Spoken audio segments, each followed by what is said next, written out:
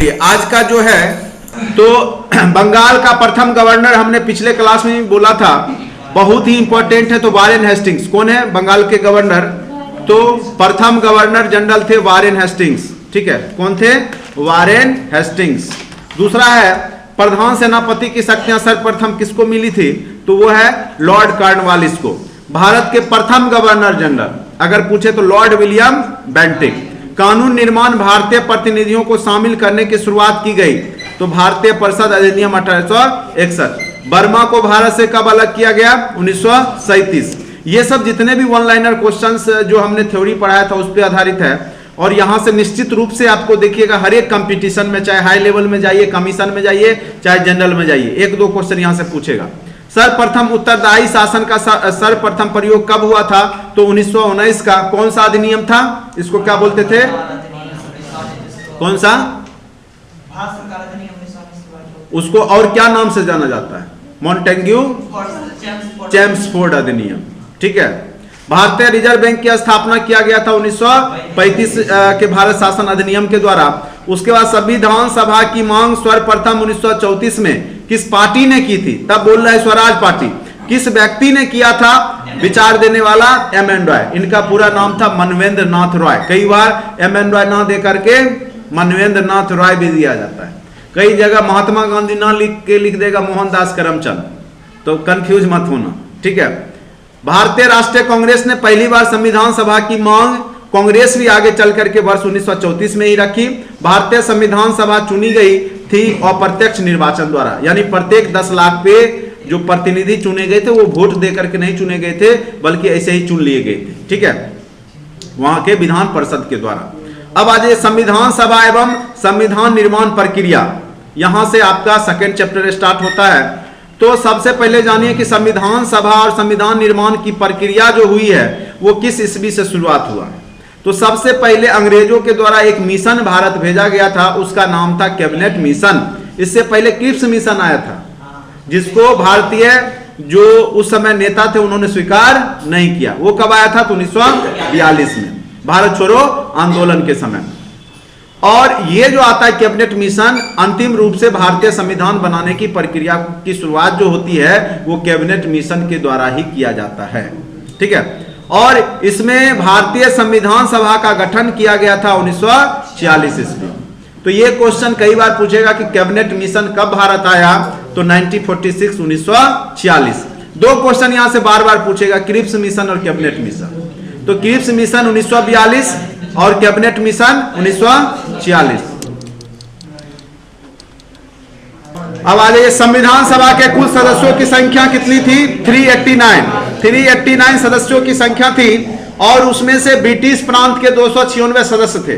British प्रांत का मतलब हो गया जो अंग्रेजों के अधीन प्रांत था।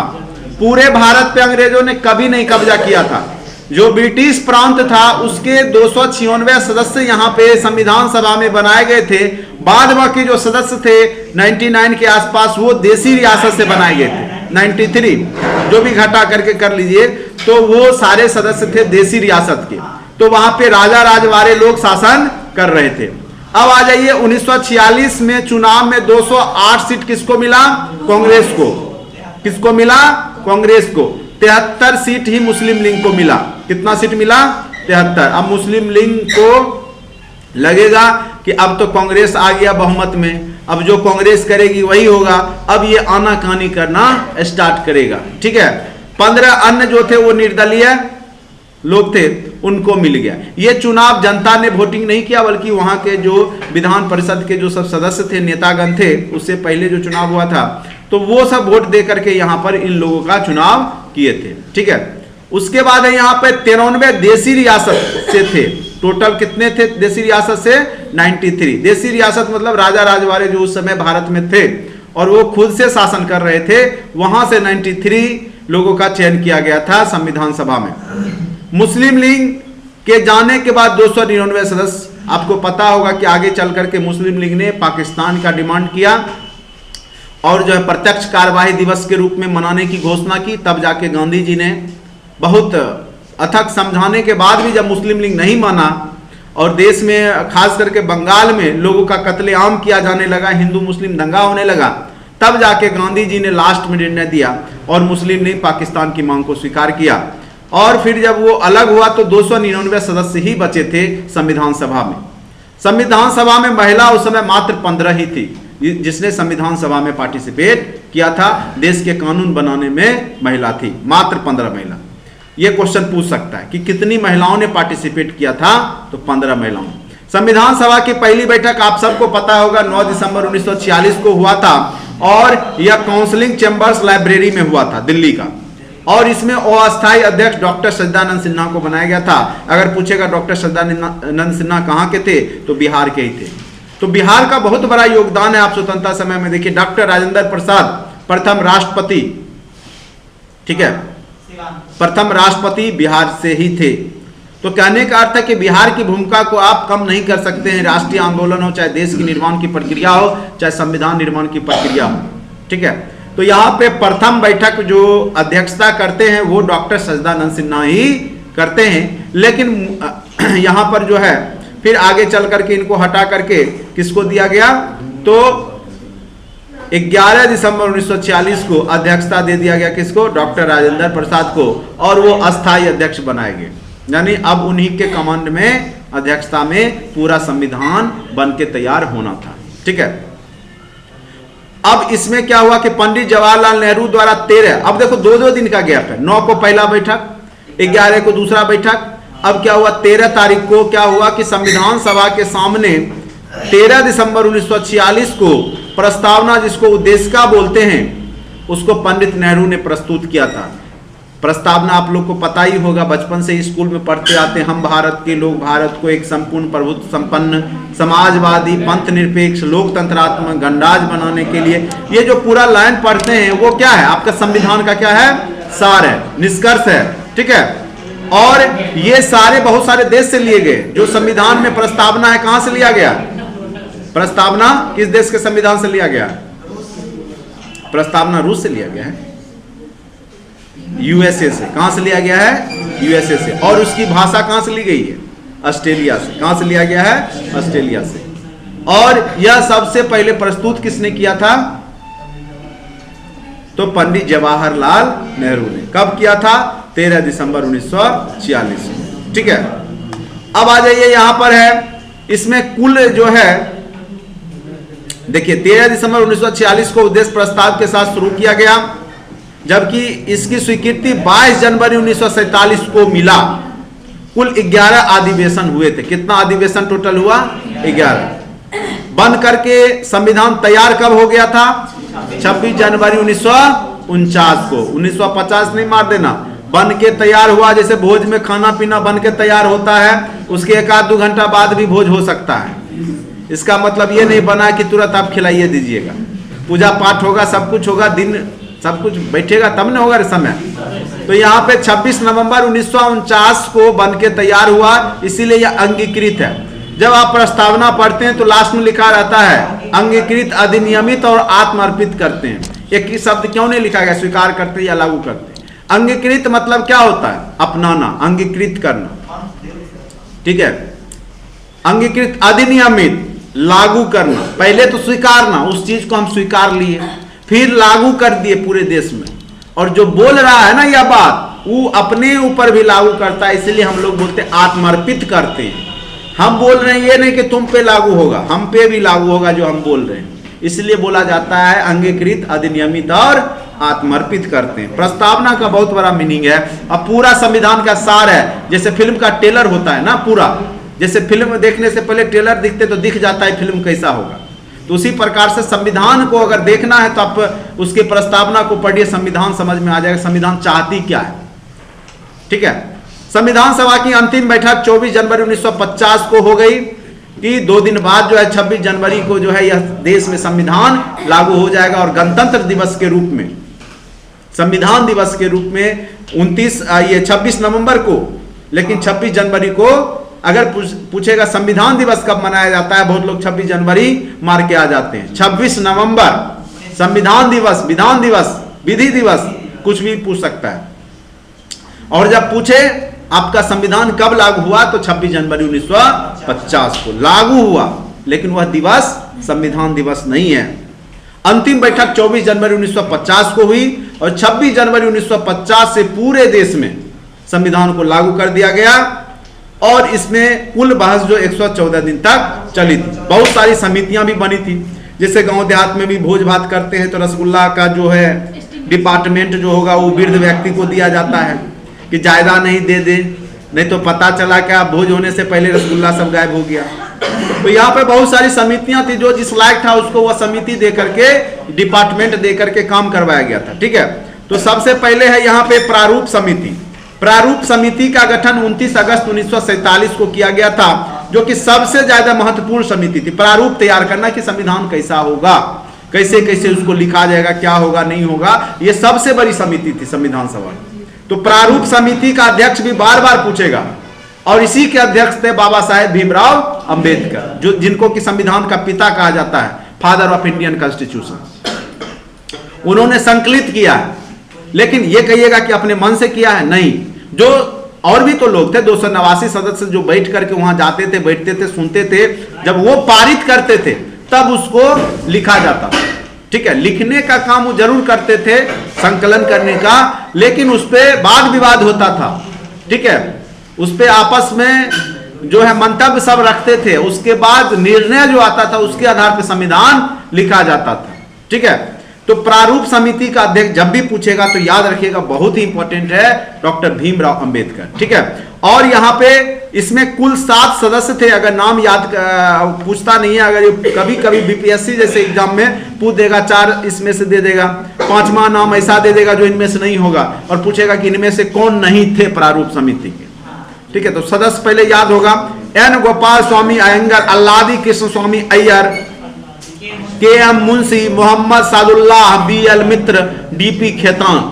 ये सारे लोग 7 जो लोग हैं, वो 6 लोग जो है ये उसके सदस्य थे, बाकी लोग इसके सदस्य नहीं थे। बाद में एक व्यक्ति बीमार पड़ जाते हैं, बी.एल. मित्र, उसके स्थान पर, चूंकि वृद्ध लोगों की तो सभा ही थी और खास करके इसमें वृद्ध नेता सब गए थे, तो एक बीमार पड़ जाते हैं तो उनके जगह पर एन माधवराव रहते हैं। फिर डी.पी. खेतान के जगह पे टी.टी. कृष्ण माचारी को रखा जाता है, क्योंकि ये दोनों या तो बीमार पड़ जाते हैं या एक की मृत्यु भी हो जाती है उसी दरमियान। ठीक है, तो दूसरे स्थान लेते हैं टी.टी. कृष्ण माचारी और यहाँ पे बी.एल. मित्र का स्थान एन माधवराव। इतना डीपली आपके एग्जाम में नहीं जाएगा। चलिए अब आ जाइए, संचालन समिति था, तो संचालन समिति के अध्यक्ष कौन थे? डॉक्टर राजेंद्र प्रसाद। अगर झंडा समिति पूछेगा या संचालन समिति पूछेगा, दोनों के अध्यक्ष आपके डॉक्टर राजेंद्र प्रसाद ही थे। ठीक है, संघीय संविधान समिति के अध्यक्ष थे जवाहरलाल नेहरू। संघ शक्ति समिति के भी अध्यक्ष कौन थे? पंडित जवाहरलाल नेहरू। मौलिक अधिकार अल्पसंख्यक सुझाव समिति के अध्यक्ष थे सरदार वल्लभ भाई पटेल। प्रांतीय समिति के अध्यक्ष भी कौन थे? सरदार वल्लभ भाई पटेल। इनको आयरन मैन ऑफ इंडिया कहा जाता है, सरदार पटेल। देशी प्रांत भारत में मिलना नहीं चाह रही थी, डायरेक्ट बोले, इन्होंने बोला कि या तो भारत में मिलो, नहीं तो युद्ध करने के लिए तैयार हो जाओ। सब धीरे धीरे करके मिल गया। ठीक है, और एक अखंड भारत बन गया। तो प्रांतीय समिति का अध्यक्ष कौन था? तो सरदार वल्लभ भाई पटेल था। उसके बाद अल्पसंख्यक एवं उप समिति के अध्यक्ष थे एस.सी. मुखर्जी। संविधान सभा के सदस्य निर्वाचित किए गए थे, प्रत्येक 10 लाख पर एक व्यक्ति चुने गए थे। कैबिनेट मिशन कब आया था? याद रखिएगा, 24 मार्च 1946 को। ये डेट भी, एग्जैक्ट डेट भी कई एग्जाम में पूछ दिया जाता है कि कैबिनेट मिशन कब भारत आया, तो 24 मार्च 1946 को। लेकिन यह प्रस्ताव 16 मई 1946 को दिया था। कैबिनेट मिशन के सदस्य, ये देखो इस बार भी बीपीएससी में पूछा था, ये बार बार बोलते हैं, पूछते रहता है, कौन इसमें से नहीं था ही पूछेगा। तो पैथिक लॉरेंस थे जो कि भारत के सचिव थे उस समय। एबी अलेक्जेंडर जो कि नौसेना के मंत्री थे। स्टैफोर्ड क्रिप्स जो कि व्यापार बोर्ड के अध्यक्ष थे। ये सब यहाँ पे पार्टिसिपेट किया था। ठीक है, यानी यहाँ पे Pethick Lawrence, A B Alexander, Stafford Cripps, Lawrence, ये जो 4 लोग हैं, सॉरी, पैथिक लॉरेंस, अलेक्जेंडर और स्टैफोर्ड, ये जो 3 लोग हैं ये इसमें शामिल थे। बाकी अगर चौथा दे दे तो वो शामिल नहीं था। यह क्वेश्चन बार बार संविधान सभा के लिए चुनाव हुआ था जुलाई अगस्त महीने में 1946 में, ठीक है। उसके बाद अंतरिम सरकार का गठन किया गया था 2 सितंबर 1946 को। तो ये यहां तक हो गया। अब सेकेंड पेज चलिए। भारत के प्रथम और अंतिम गवर्नर जनरल वायसराय, ये सब का टॉपिक है कि कौन प्रथम थे कौन और उन्होंने क्या क्या काम किया, ठीक है। तो यहां पे सिर्फ वायसराय के बारे में है कि प्रथम कौन थे अंतिम कौन थे, तो उसके बारे में थोड़ा सा एक फिर से देख लीजिए। अगर पूछेगा कि बंगाल का गवर्नर, ठीक है, 1758 से 1760 तथा 1765 से 67 के बीच में किनको बनाया गया था, तो लेकिन ये कंपनी के गवर्नर थे। ये किसके गवर्नर थे? कंपनी के गवर्नर थे। और उस समय कंपनी ही शासन कर रही थी, दीवानी व्यवस्था का काम। तो यहाँ पे जो रॉबर्ट क्लाइव थे वो कंपनी के तहत बंगाल के गवर्नर थे, ठीक है। वारेन हेस्टिंग्स 1772 से 74 बंगाल का गवर्नर और बंगाल का प्रथम गवर्नर जनरल इनको कहा जाता है। गवर्नर जनरल पूछेगा बंगाल का प्रथम कौन था, तो कौन था? Warren Hastings. अब देखिए लॉर्ड विलियम बेंटिक यहाँ पे भारत के प्रथम गवर्नर जनरल के बारे में पूछेगा, तब आपको बोलना है लॉर्ड विलियम। और बंगाल का अंतिम गवर्नर जनरल पूछेगा बंगाल का, तब भी बोलना है लॉर्ड विलियम बेंटिक, ठीक है। 1834 से 35 के दरमियान। उसके बाद आ जाए लॉर्ड कैनिंग 1856 से 58 के बीच में। और जब 1857 की क्रांति हुई थी तो उस समय ये गवर्नर थे। और आगे चल करके फिर जब 1858 का अधिनियम आया था, उसके तहत भारत का जो शासन था वो ब्रिटिश मुकुट के अधीन हो गया, यानी यहाँ के जो शासिका हो गई, वहां की महारानी हो गई। तब गवर्नर जनरल के पोस्ट को क्या कर दिया गया? वायसराय का पोस्ट कर दिया गया। तो गवर्नर जनरल ही आगे चल करके जब 1858 में 1857 की क्रांति में हार होती है, तो यहाँ पर जो है भारत के प्रथम वायसराय के बारे में पूछेगा तो लॉर्ड कैनिंग का नाम याद रखिएगा। क्योंकि 1858 का जब अधिनियम आया तो जो गवर्नर जनरल के पोस्ट को ही चेंज कर दिया गया और उसको बदल दिया गया वायसराय के पोस्ट में। फिर आइए, स्वतंत्र भारत के प्रथम गवर्नर जनरल कौन थे? तो वो थे लॉर्ड माउंटबेटन, ठीक है। और स्वतंत्र भारत के प्रथम भारतीय गवर्नर जनरल पूछेगा तो नाम बोलना है सी राजगोपालाचारी का, जून 1948 से 1950 तक रहे। तो इनमें से उम्मीद करते एक क्वेश्चन किसी ना किसी एग्जाम में किसी रूप में आपको दिखाई देगा। बाद बाकी याद करने का चीज है, आप लोग याद कर लेंगे। चलिए, अंतरिम सरकार का गठन जो हुआ 26 अक्टूबर 1946 को, प्रमुख मंत्रालय किनको दिया गया? यह क्वेश्चन बीपीएससी बार बार पूछ रहा है, ठीक है। अभी पूछा था, अभी लास्ट टाइम पे जो क्वेश्चन पूछा था उसमें से एक बार तो ये पूछा था, ये खाद्य एवं कृषि विभाग किसको दिया गया था? तो डॉक्टर राजेंद्र प्रसाद को। देखिए, पंडित जवाहरलाल नेहरू विदेश राष्ट्रमंडल संबंधी मामले दिए गए। वल्लभ भाई पटेल को सूचना एवं प्रसारण एवं गृह मंत्री कौन बनाए गए थे? तो हाँ, इस बार पूछा था शिक्षा मंत्री किसको बनाया गया था? तो सी राजगोपालाचारी अंतरिम में, ठीक है। लियाकत अली को वित्त मंत्री दिया गया था। जोगेंद्र नाथ मंडल को विधि दिया गया था। अब्दुल रब निश्तर को रेल दिया गया था और बलदेव सिंह को रक्षा दिया गया था, ठीक है। और डॉक्टर CH भाभा को कार्य खनन एवं शक्ति दी गई थी। तो ये अंतरिम सरकार का जो गठन किया गया था 26 अक्टूबर 1946 को, जब तक कि संविधान नहीं बन जाए तब तक ये लोग यहाँ पे डिपार्टमेंट को संभाल रहे थे। आई चुनरीगर को दिया गया था वाणिज्य, ठीक है। तो इस प्रकार से इन लोग को अंतरिम मंत्रालय में प्रमुख जो है मंत्रालय दिया गया था। तो ये क्वेश्चन बार बार पूछे जा रहे हैं, तो हो सकता है आपके एग्जाम में पूछ दिया जाए। अब आ जाइए संविधान के स्रोत, महत्वपूर्ण चैप्टर है। और यहाँ पे संविधान के स्रोत तो दो प्रकार के, एक तो देसी सोर्स और दूसरा क्या है आपका विदेशी सोर्स। तो देसी सोर्स में खास करके हम लोग पढ़ेंगे 1935 का भारत शासन अधिनियम, और विदेशी सोर्स में अलग अलग चीज अलग अलग देशों से लिया गया है।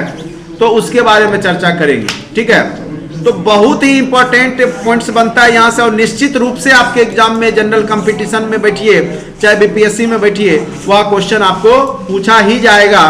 तो देखिए, भारतीय संविधान के अधिकांश उपबंध जो देसी सोर्स के रूप में है वो है आपका 1935 का भारत शासन अधिनियम। या कहिएगा कि अधिकांश पार्ट कहां से लिया गया है भारतीय संविधान में, तो लगभग 2/3 भाग कहां से लिया गया है, तो भारत शासन अधिनियम 1935 का लिया गया है। और विदेशी सोर्स में अन्य देशों से लिया गया है। सबसे पहला है कि संयुक्त राज्य अमेरिका से क्या क्या लिया गया है, यूएसए से, यूनाइटेड स्टेट ऑफ अमेरिका। पहला है उद्देशिका का विचार। उद्देशिका का विचार कहां से लिया गया है, संयुक्त राज्य अमेरिका का। न्यायिक पुनर्विलोकन कहां से लिया गया है, यूएसए से ही लिया गया है। न्यायपालिका की स्वतंत्रता, यह भी यूएसए से लिया गया है। मूल अधिकार राष्ट्रपति का पद, यह भी कहां से लिया गया है। और मौलिक कर्तव्य कहां से लिया गया है, रूस से। राष्ट्रपति पर महाभियोग लगेगा, वो कहां से लिया गया है, तो अमेरिका से। तो इन सारे पॉइंट्स में खास करके न्यायिक पुनर्विलोकन और प्रस्तावना या उद्देशिका का विचार बार बार पूछा गया है। तो ये दोनों पॉइंट्स ऊपर वाले बहुत ही अति महत्वपूर्ण है। अब आ जाइए कनाडा से क्या क्या लिया गया है। इसमें सबसे ज्यादा महत्वपूर्ण है आपका कि संघीय व्यवस्था। भारत एक क्या है, राज्यों का संघ है। यह व्यवस्था कहां से लिया गया है, तो कनाडा से लिया गया है। उसके बाद कनाडा से अवशिष्ट शक्तियां किसके पास है, तो केंद्र के पास है। कोई भी नया विषय होगा उस पर कानून कौन बनाएगा, तो केंद्र बनाएगा। उच्चतम न्यायालय का परामर्श न्याय निर्णय लेना, यह भी कहां से लिया गया है, कनाडा से। केंद्र द्वारा राज्यपालों की नियुक्ति राज्य में जो की जाती है, यह भी व्यवस्था कनाडा से ही लिया गया है। तो मेन रूप से संघीय व्यवस्था बार बार पूछा गया है, और अवशिष्ट शक्तियां बार बार पूछा गया कहां से ली गई है, तो कनाडा से।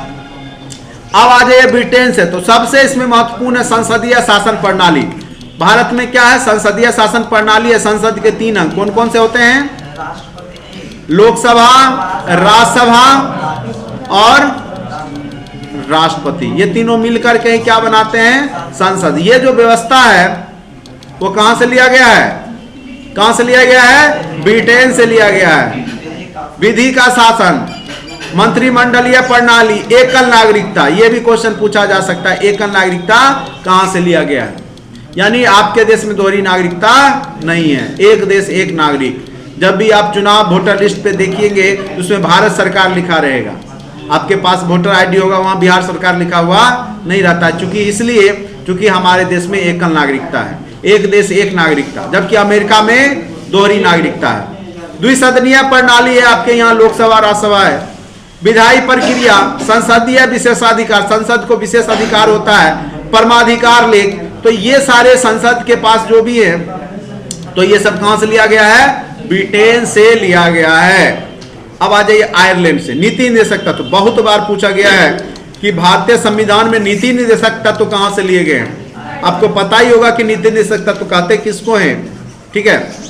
नीति निर्देशक तत्व केंद्र के द्वारा राज्य को दिया जाने वाला निर्देश है, जो एक लोक कल्याणकारी राज्य की स्थापना करता है। आगे चर्चा करेंगे संविधान के अनुच्छेद कहां से कहां तक है, अनुच्छेद 36 से 51 तक। आपका क्या है, 51 को तक नीति निर्देशक तत्व, डीपीएसपी। अब आ जाइए राष्ट्रपति का निर्वाचन पद्धति, जो अप्रत्यक्ष मताधिकार के आधार पर जो होता है, नहीं, एकल संक्रमणीय मत पद्धति के आधार पर राष्ट्रपति का जो निर्वाचन होता है आपके देश में, वो भी आयरलैंड से ही लिया गया है, ठीक है। अब आ जाए राज्यसभा में कुछ सदस्यों का नामांकन। राज्यसभा में जो कुछ सदस्य का जो नामांकन किया जाता है, मनोनीत जो किया जाता है, वो भी कहां से लिया गया है। कितने सदस्य को मनोनीत किया जाता है, 12 सदस्यों, 2, कितना है। दक्षिण अफ्रीका से क्या लिया गया, संविधान संशोधन की प्रक्रिया। बहुत ही अति महत्वपूर्ण प्रश्न है, यहां से बार बार पूछा गया कि संविधान संशोधन की प्रक्रिया किस देश के संविधान से लिया गया है, तो दक्षिण अफ्रीका, साउथ अफ्रीका से लिया गया है। और राज्यसभा के सदस्यों का निर्वाचन ये लिया गया कहां से, दक्षिण अफ्रीका से। ये नामांकन निर्वाचन में अंतर क्या, ये चुनाव की बात है, और ये ऐसे ही मनोनीत करने की बात। ऐसे ही जो भी विद्वान व्यक्ति हैं किसी भी क्षेत्र में, चाहे वो कला के क्षेत्र में, विज्ञान के क्षेत्र में खिलाड़ी हैं, तो उनको मनोनीत करने की बात की जाती है। और यह सिद्धांत देखोगे प्राचीन भारतीय इतिहास में नवरत्न में दिखेगा। अकबर भी नवरत्न रखा करता था, उससे पहले भी जो था चंद्रगुप्त द्वितीय विक्रमादित्य के दरबार में नवरत्न रहा करते थे। तो विशेष जानकार हुआ करते थे विशेष फील्ड के, विशेष क्षेत्र के, तो उसी पे आधारित है। क्योंकि देखो नेता तो बुर्बक आदमी को भी तुम लोग चुन लेते हो, अकलोल बकलोल को भी नेता बना देते हो, लेकिन अगर वो चला गया, सब जो वैसा ही चला जाएगा वो 250 में, तब फिर देश चलेगा रे? नहीं चलेगा ना। तो उस विपत्ति को उबारने के लिए कुछ इकोनॉमिस्ट रखे जाते हैं मनमोहन सिंह के तरह, कुछ खिलाड़ी को रखा जाता है, कुछ विज्ञान से जुड़े लोगों को रखा जाता है, जो अपना जो जीवन का एक्सपीरियंस है वो देश में योगदान कर सके, ठीक है। नहीं तो आज के डेट में एक भी आप पढ़ा लिखा या ढंग का व्यक्ति आपको नेता बनते हुए दिखाई नहीं देगा।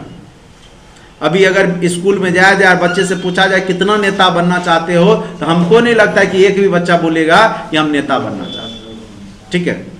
लेकिन सबसे ऊपर का पोस्ट अगर आपके देश में कोई है तो वो नेता का है। एक नेता जो है IAS IPS को भी अपने दबाव में रखता है, ठीक है। चलिए, जापान से जो है लिया गया है विधि द्वारा स्थापित प्रक्रिया, कहां से लिया गया है? तो जापान से लिया गया है।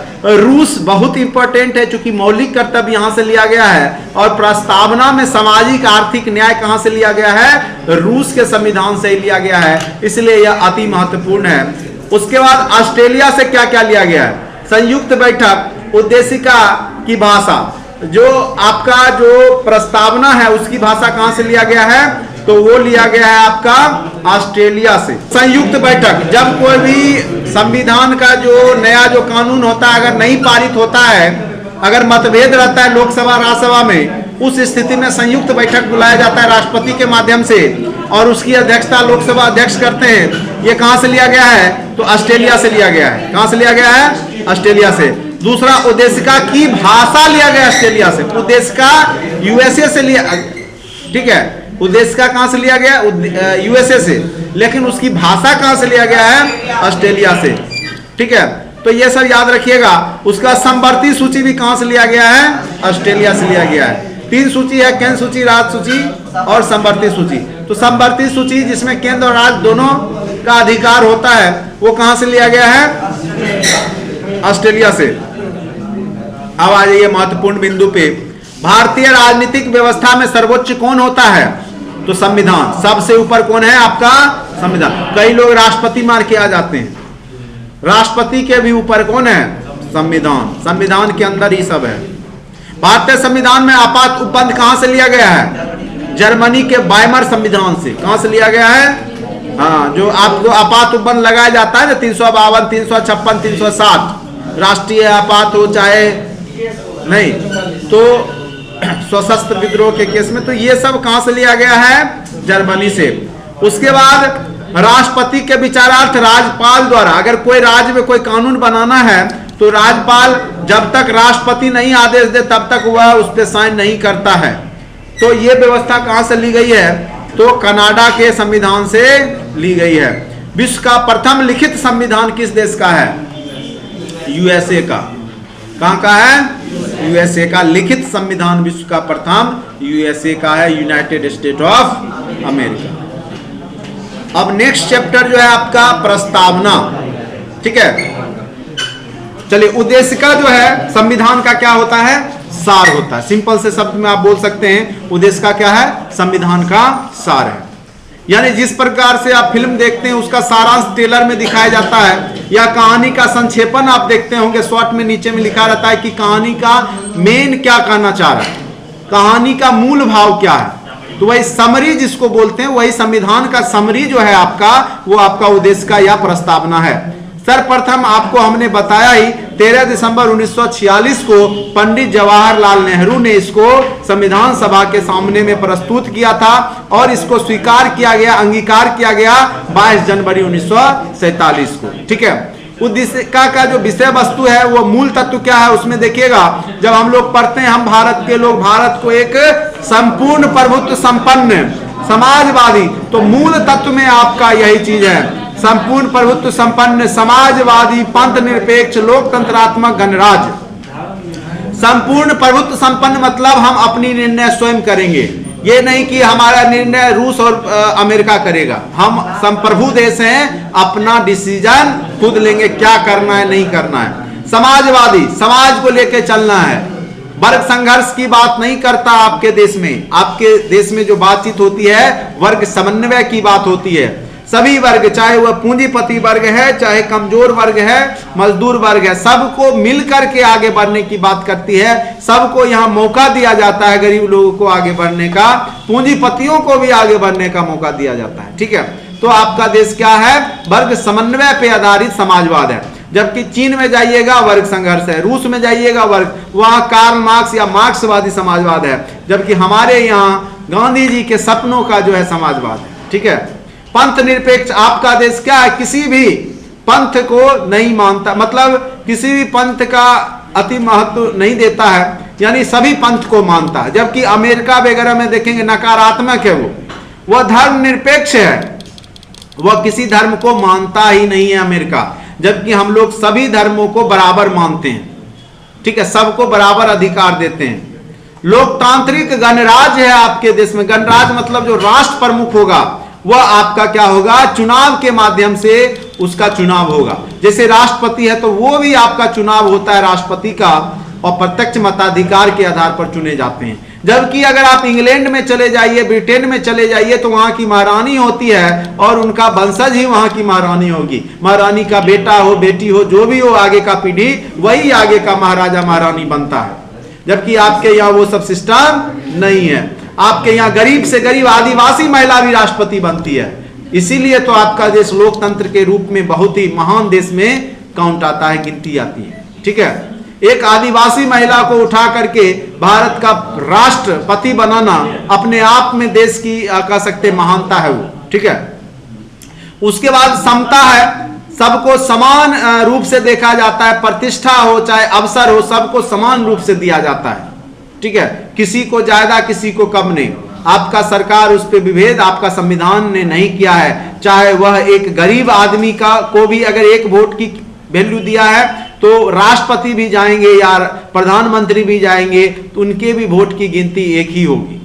चाहे वह किसी गांव का गरीब व्यक्ति हो, उसके भी वोट की कीमत एक ही होगी।